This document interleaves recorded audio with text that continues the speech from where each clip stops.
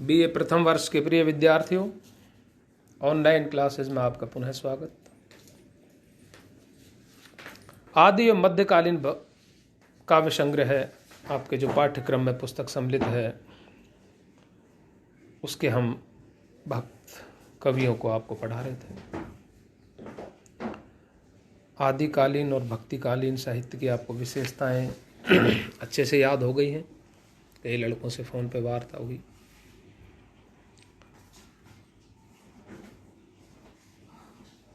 समस्त भक्तों के, संतों के पद, परिचय, काव्य प्रवृत्तियाँ, विशेषताएं, साहित्यिक प्रवृत्तियाँ, ये समस्त हम आपको बता चुके हैं। फिलहाल जो आपके पाठ्यक्रम में संकलित अंतिम जो भक्त कवि हैं नंददास जी, उनके बारे में हम आपको बता रहे थे। उनकी जीवन के बारे में आपको बताया, उनके कृतित्व और व्यक्तित्व के बारे में आपको बताया। भंवर गीत है उनका, विट्ठलनाथ जी के शिष्य हैं। अष्टछाप के जो कवि हैं 8, उनमें सूरदास के बाद में इनका स्थान महत्वपूर्ण है। सूरदास के भ्रमर गीत की तर्ज पर ही इन्होंने भंवर गीत लिखा था, जिसके प्रारंभिक 4-5 पदों की हमने आपके सम्मुख व्याख्या प्रस्तुत की।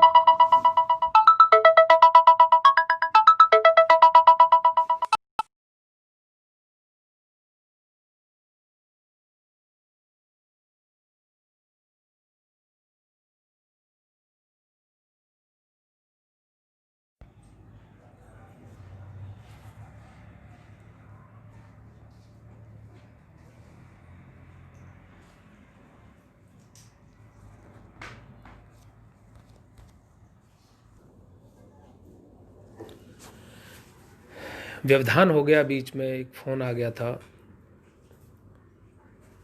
ये बड़ी समस्या है हमारे साथ कि कोई मैसेज आ जाते हैं, फ़ोन आ जाते हैं, वीडियो बनता रहता है, क्योंकि हमें इतना तकनीकी ज्ञान नहीं है, ना ही हमारे यहाँ कोई स्टूडियो की सुविधा है। हम घर पर तैयारी करके और अपने मोबाइल से जैसे बनता है वैसे वीडियो बना करके आपको डाल रहे हैं। बीच में फ़ोन भी आ जाते हैं तो व्यवधान उत्पन्न होता है, आपको भी डिस्टर्ब होता है, परंतु ये तो करना ही पड़ेगा, अब क्या करें। जबकि 5.5 घंटे हम कॉलेज में रहते हैं, डिसिप्लिन कमेटी में हैं, और भी अन्य जो प्राचार्य जो काम देते हैं वो भी करते हैं। उसके पश्चात आपको वीडियो बनाना भी ज़रूरी है। इसलिए कोई कम इस में रह जाती है तो उसका हमें खेद रहता है।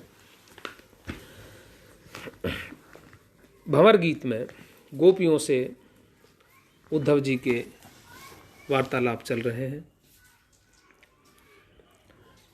गोपियाँ श्री कृष्ण का मित्र समझ करके और उनका बहुत आदर सत्कार करती हैं।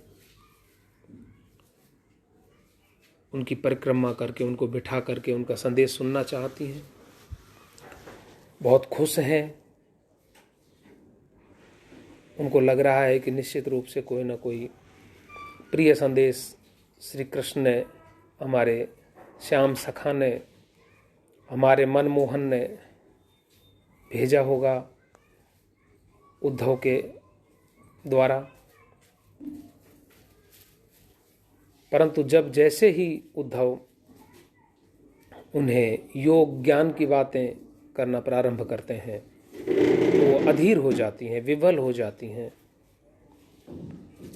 उन्हें दुख होता है कि जो प्रेम करना चाहती हैं, उन्हें योग की बातें, जो योग जुड़ना चाहती है, उन्हें वियोग की बातें हो रही हैं उनके साथ, तो वो विकल हो जाती हैं, विफल हो जाती हैं। फिर जल के छींटे देकर उद्धव उन्हें सचेत करता है और तब उन्हें अपनी बातें आगे इस प्रकार के सुनाता है कि वे तुम ते नहीं दूर ज्ञान की आंखें न देखो, अखिल विश्व भरपूर रूप सब उन्हीं बिसेको। लोह दारु पाषाण में जल थल माही आकाश, सचर अचर बरतत सबे ज्योति ब्रह्म प्रकाश, सुनो ब्रजवासिनी। कि हे ब्रजवासिनियों, तुम जिनका रात दिन चिंतन करती रहती हो, जिनके चिंतन में, जिनके विरह में सब दुखी हो, अपने घर बार को तुमने त्याग रखा है, जिनके कारण तुम इतनी परेशान रहती हो, वो तुमसे दूर नहीं है। तुम ज्ञान की आंखों से देखो। तुमने जो रूप देखा है वो बाह्य चक्षुओं से देखा है। चर्म चक्षुओं से जो आप देख रही हैं वो सत्य नहीं है। सत्य वह है जो आप अपनी ज्ञान की आंखों से देखो, अंतस में स्थापित करके देखो कि वो तुमसे दूर नहीं है। अखिल विश्व भरपूर, वो सारे विश्व में व्याप्त है। यहां विराट रूप बता रहे हैं उनका, श्री कृष्ण का, उन्हें ब्रह्म रूप में स्थापित कर रहे हैं कि वो सबके हैं, सर्वव्यापक हैं, निर्गुण ब्रह्म, जो कि योग के द्वारा देखा जा सकता है, ज्ञान की आंखों से देखा जा सकता है। उद्धव शतक में भी रत्नाकर यही कहते हैं गोपियों से, उद्धव से कहलवाते हैं रत्नाकर जी कि देखो ब्रह्म पटल उघार ज्ञान आँखिन सो, कान सब ही में, कान ही में सब कोई है। वैसा ही, बिल्कुल वैसा ही चित्रण भंवर गीत में नंददास जी कहते हैं कि वे तुम ते नहीं दूर ज्ञान की आंखें देखो, अखिल विश्व भरपूर रूप सब उन्हीं विषेको। उन्हीं का रूप है सब में, पूरे विश्व में, वो पूरे विश्व में व्याप्त हैं, अखिल विश्व में व्याप्त हैं, अखिलेश्वर हैं वो। लोह में, दारू, लकड़ी में, पत्थर में, पाषाण, जल थल माही आकाश, जल में, थल में, आकाश में, सचर जड़ चेतन में, सचर अचर वर्तत सबे ज्योति ब्रह्म प्रकाश। और ये ज्योति जो चारों तरफ है ना प्रकाश की, ये उन्हीं की ज्योति है, उन्हीं की ब्रह्म की ज्योति है चारों तरफ। सुनो ब्रजवासिनी, हे ब्रजवासिनी हो सुनो। तो यहां पर उन श्री कृष्ण का वो विराट रूप बता रहे हैं, ब्रह्म रूप में स्थापित कर रहे हैं, सर्वव्यापक रूप में। देखा जाए तो इसमें निर्गुण की भी झलक मिलती है कि वो सर्वव्यापक है। वे तुम ते नहीं दूर ज्ञान की आंखें न देखो, अखिल विश्व भरपूर रूप सब उन्हें विषेको। लोह दारू पाषाण में, जल थल माही आकाश, सचर अचर वर्तत सबे ज्योति ब्रह्म प्रकाश। सुनो ब्रजवासिनी। अब ये सब सुन करके गोपियां और क्या उत्तर देती हैं कि कौन ब्रह्म की ज्योत ज्ञान कासों कहो उधो। ये उधो कौन सी है वो ब्रह्म की ज्योति, किसको ज्ञान कह रहे हो आप? हमरे सुंदर श्याम प्रेम को मार्ग सूदो। उद्धव शतक देखिए, बिल्कुल तर्क में, उद्धव शतक के बाद में अगर तर्क गोपियां करती हैं तो भंवर गीत में, मैंने दोनों अध्ययन करके आपको बता रहा हूं, वहां भावुकता ज्यादा है। सूरदास के भ्रमर गीत में वहां वियोग की बातें तो करती हैं वो, परंतु जिस तरीके से तार्किक रूप से जो खंडन किया जाता है, इतना खंडन उद्धव शतक में सबसे ज्यादा मिलता है, जगन्नाथ दास रत्नाकर के या फिर यहां भंवर गीत में। कौन ब्रह्म की ज्योत ज्ञान कासों कहो उदो, हमरे सुंदर श्याम प्रेम को मार्ग सूदो। कि हमारा तो सीधा सा मार्ग है, सुंदर श्याम प्रेम हमारे हैं, हमरे सुंदर श्याम प्रेम को मार्ग तो सीधा है। उद्धव शतक की गोपियां भी ये कहती है, देखती सो मानती हैं, सूदो न्याय जानती है, कि हम तो जो देखती हैं उसी को मानती हैं। सूदा न्याय तो यही है, हमरे सुंदर श्याम प्रेम को मार्ग सूदो। नैन बैन नाशिका मोहन रूप लखाई, सुध बुध सब मुरली हरि, प्रेम ठगोरी लाए, सखा सुन श्याम के। हे श्याम सुंदर के सखा, ओहो नेत्र, उनकी बोली, उनकी स्मृति, उनकी नासिका, उनके कान, उनका मोहनी रूप जो है वही हमें देखने को मिलता है। हम तो उनकी मुरली की धुन में सुध-बुध खोए बैठी हैं। हे श्याम सुंदर के सखा, तुम कहीं गलत बात कर रहे हो हमसे। कितना देखिए, उन्होंने बिल्कुल, उन्होंने कहा कि हम तो उसको जानती हैं जिसे हमने देखा है, देखती सो मानती हैं, सूदो ने आ जानती। तो उनकी गोपियां भी तो यही कहती हैं उद्धव शतक की कि कर बिन कैसे गाय दूहे हैं हमारी, वह पद बिन कैसे नाच थिरक रिखाएं रिझाए हों। कह रत्नाकर दया कर दरस दिन दुख। कि कर बिन कैसे गाए, ये कही ना नैन बैन श्रुति नासिका, एक एक अंग का वर्णन कर रही है सगुण साकार का। कि आप कह रहे हो कि वो अखिल विश्व में व्याप्त है। अरे हमने तो उनकी आंख देखे हैं, नाक देखे हैं, कान देखे हैं, उनका बोल सुना है, उनका मोहनी जो रूप है उसको देखा है, मुरली बजाते हुए देखा है। और आप कहते हो कि वो अखिल विश्व भरपूर रूप सब उन्हें भी सेको। कि कर बिन कैसे गाय दुहे हैं हमारी वह, पद बिन कैसे नाच थेरक रिखा रिझाए हों, कह रत ना कर बदन बिनु कैसे चाखी माखन बजाई बेनु गोधन लगवाई हों। कि देखे सुने कैसे द्रग श्रवण बिनाऊ हाय, भोरे ब्रजवासिनी की विपत्ति बराए हों, रावरो अनूप कोई अलख अरूप ब्रह्म, ऊधो कहो कौन दो हमारे काम आए हों। देखिए बिल्कुल वैसा ही मिलता है।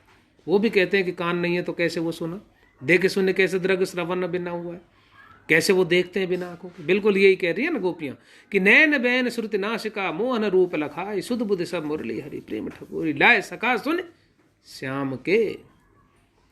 ये सब सगुण उपाधि रूप निर्गुण है उनको। ये सारी उपाधियां सगुण की है जो हम आपको बता रही हैं, और आप कह रहे हैं कि उनका निर्गुण रूप है। अब उत्तर देते हैं उद्धव जी। उन्होंने तो सारी सगुण की उपाधियां बता दी। उद्धव जी कहते हैं कि भाई उनका रूप निर्गुण है। ये जो आप कह रही हैं ये तो सब सगुण उपाधियां हैं, उनका रूप निर्गुण है, निर्विकार निर्लेप। वो निर्विकार हैं, निर्लेप है, किसी में लिप्त नहीं होते, विकार उनको छू नहीं सकते, उनको सत रज तम तीनों गुण लग नहीं सकते, लगत नहीं तीनों गुण उनको। गुणातीत हैं वो, निर्विकार हैं, निर्लेप हैं, तीनों गुणों से परे हैं। हाथ न पाँव न नासिका, नैन बैन नहीं कान। न हाथ है उनके, न नासिका है, न नैन है, न बैन है, न कान है। अच्युत ज्योति, अच्युत है वो, ज्योति प्रकाश है वो, उनकी ज्योति का ही प्रकाश है पूरे ब्रह्मांड में। सकल विश्व कौन, सकल विश्व के प्राण हैं वो। सुनो ब्रजवासिनी, हे ब्रजवासिनी सुनो, आप जो कह रही है ना ये सगुण उपाधियां हैं, जबकि वो निर्गुण ब्रह्म है, निर्विकार है, निर्लेप है, गुणातीत है, अखिलेश्वर है, सर्वव्यापक हैं। हाथ न पाँव न नासिका। तुलसीदास जी भी एक जगह वर्णन करते हैं कि बिन पद चले सुने बिन काना, बिन कर करम करम विदिनाना, आनन रहित सकल रस भोगी, बिन बानी बक्ता बड़ जोगी। वैसी ही बातें भंवर गीत में नंददास जी उद्धव से कहलवाते हैं कि हाथ न पाँव न नासिका, नैन बैन नहीं कान, अचित ज्योत प्रकाश सकल विश्व कौन प्राण। सुनो ब्रजवास। अब देखिए क्या उत्तर देती हैं गोपियां। जैसा कि उद्धव शतक में रत्नाकर जी देते हैं ना कि कर बिन कैसे गाय दुहे हैं हमारी वह, पद बिन कैसे नाच थेरा करे जाए हूं। वैसे ही कि जो मुख नाहिन हो तो कहो कि न माखन खायो, कह रत्नाकर बदन बिनु कैसे चाखे माखन बजाई बेनु गोधन लवाई हूं। बिल्कुल वैसी है कि जो मुख नाहिन हो तो कहो कि न माखन खायो, और पाइन बिन गो संग कहो बन बन को धायो। कि मुख नहीं है तो भाई किसने माखन खाया, यहाँ पाँव नहीं है तो गाँव के संग कौन बन बन में घूमा गाय चराता हुआ। अरे उन्होंने तो आंखन में काजल दिया स्वयं के में, हमारे भी काजल लगाया। हाथ नहीं है गोवर्धन किसने उठाया, भोरे ब्रजवासिनी की विपत्ति बराई हो। नंद जसोदा पूत है कुंवर कान ब्रजनाथ। सुनो सखा सुन श्याम के, ये श्याम सुंदर के सखा सुनो, वो नंद जसोदा का पुत्र है, ब्रजनाथ है, वो कुंवर है हमारे कान्हा। उनको आप निर्गुण ब्रह्म मत कहिए, वो हमसे अलग नहीं है। इसको आप अच्छे से पढ़ो, आगे मैं अगले वीडियो में आपको बताऊंगा। धन्यवाद।